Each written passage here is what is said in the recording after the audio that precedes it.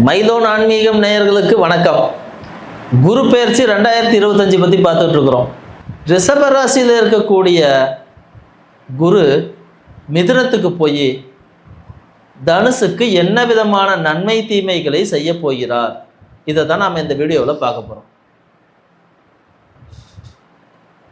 இந்த குருவாகப்பட்டவர் தனுசு ராசிக்கு 7ஆம் இடத்துல போய் உட்கார்ந்துருக்கார்.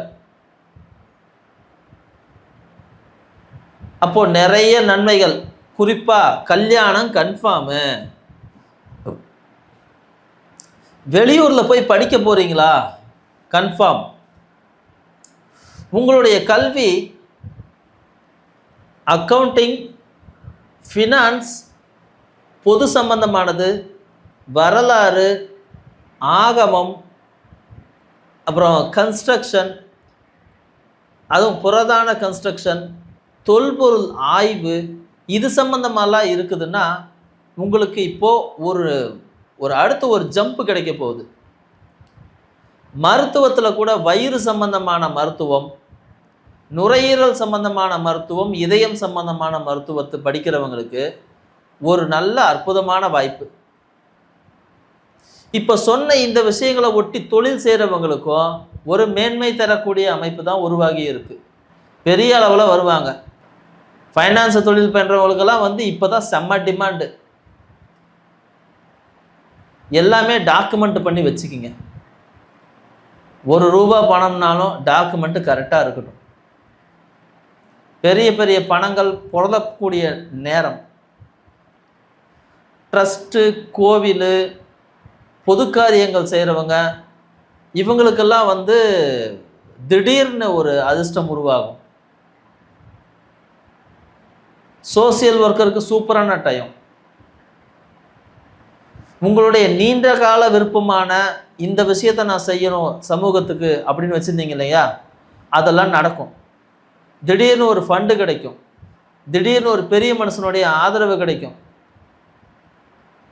நீங்கள் பஞ்சாயத்தில் இருக்கீங்க, அரசியலில் கீழ் லெவலில் பஞ்சாயத்து ஆஃபீஸு, அப்புறம் கவுன்சிலர், ஒரு சேர்மன், இந்த லெவலில் இருக்கிறவங்களுக்கெல்லாம் ஒரு சூப்பர் டைம். ரொம்ப நாளாக ஏதோ செய்யணும்னு நினச்சிட்டு இருந்தேன்ப்பா, ஒன்றும் அமையலையே அப்படின்னா இப்போ டக்குன்னு உட்காரும். அதை விட என்ன தெரியுங்களா, உங்களுடைய பதவி காலமே முடிஞ்சால் கூட ஒரு எக்ஸ்டென்ஷன் கிடைக்கும். ஒரு எக்ஸ்டெண்ட் பண்ணி போட்டுருவாங்க. இதெல்லாம் திடீர் அதிர்ஷ்டமாக சேரக்கூடியது. இவ்வளவு நாள் இருந்த கடன் இருக்கு இல்லைங்களா, அந்த கடன் இப்போ குறையும். ஏன்னா 6ஆம் இடத்துல இருந்த குரு உங்களுக்கு கடனை கொடுத்தார்.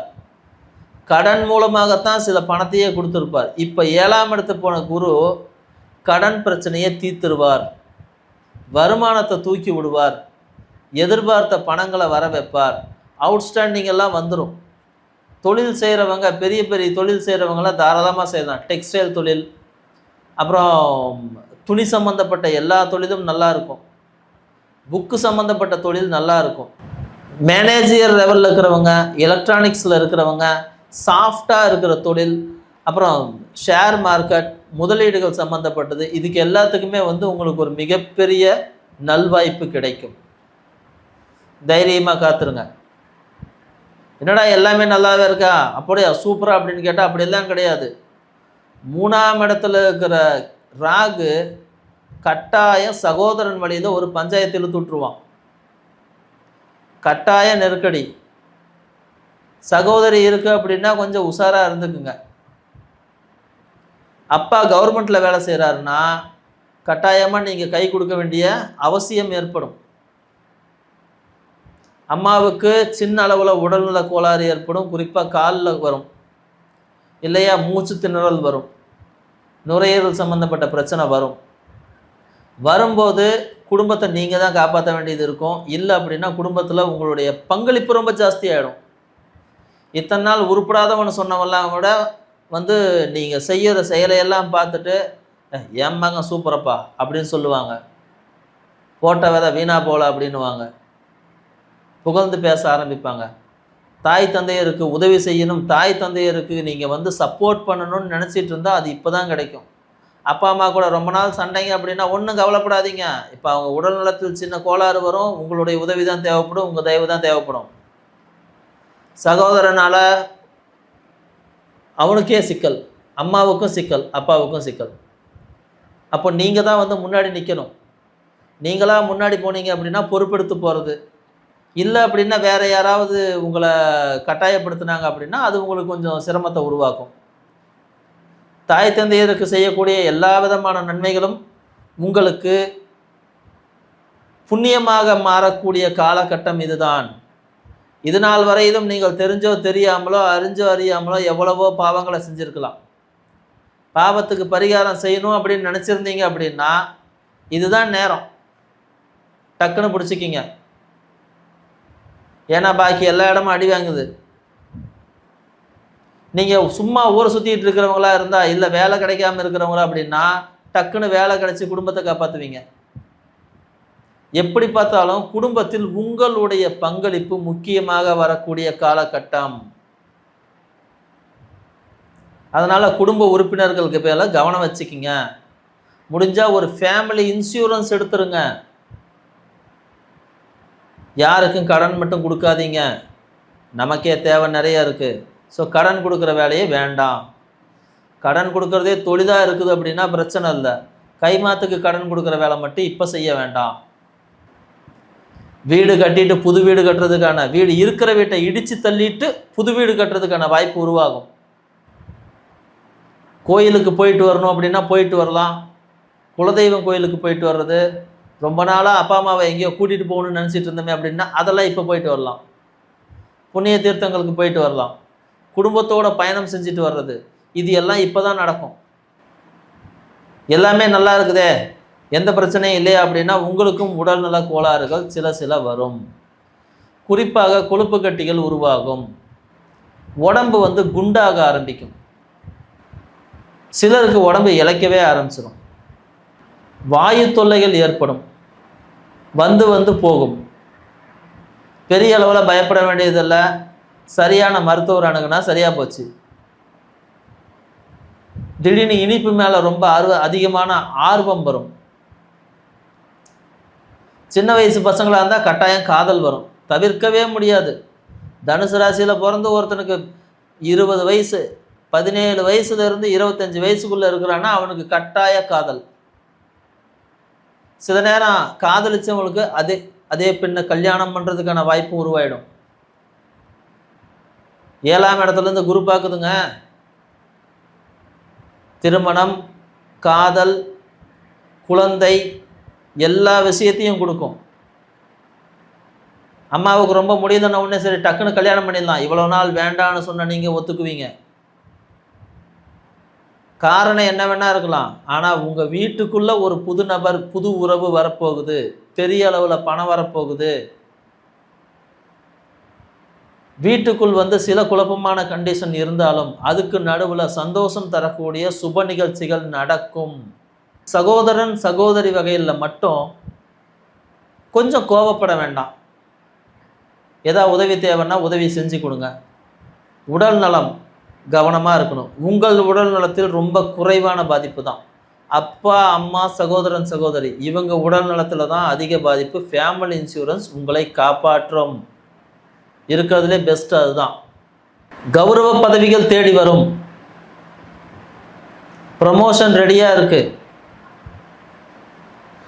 கோவில் தர்மகர்த்தா இல்லைன்னா கோவிலில் வந்து ஏதாவது ட்ரஸ்ட்டில் வந்து உங்களை சேர்த்திக்கிட்டு அதன் மூலமாக செயல்படுறது, எல்லா கௌரவ உறுப்பினர் பதவிகளும் கிடைக்கும்.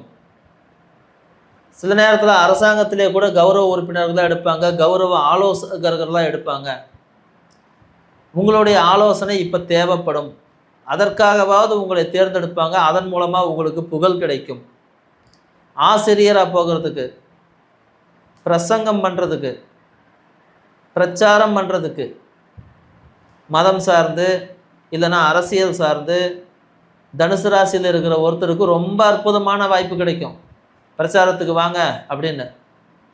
கோயில் சம்பந்தமாக இருக்கீங்க, ஆன்மீக சம்பந்தமாக இருக்கீங்க, மதம் சம்பந்தமாக இருக்கீங்க, எந்த மதத்தில் இருந்தாலும் உங்களுக்கு ஒரு வாய்ப்பு கொடுப்பாங்க. உங்கள் திறமைகள் மதிக்கப்படும் காலம்.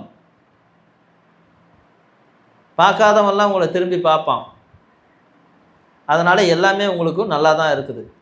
குடும்பத்தில் மட்டும் கவனம் வேண்டும். உங்களுக்கு உதவி செய்யக்கூடியவங்க யார் யாராக இருப்பாங்க? தன்ராஜ், குமரவேல், ராம்குமார், இது போன்ற பெயர்கள் உங்களுக்கு உதவி செய்வாங்க. ஹேமா மாலினி,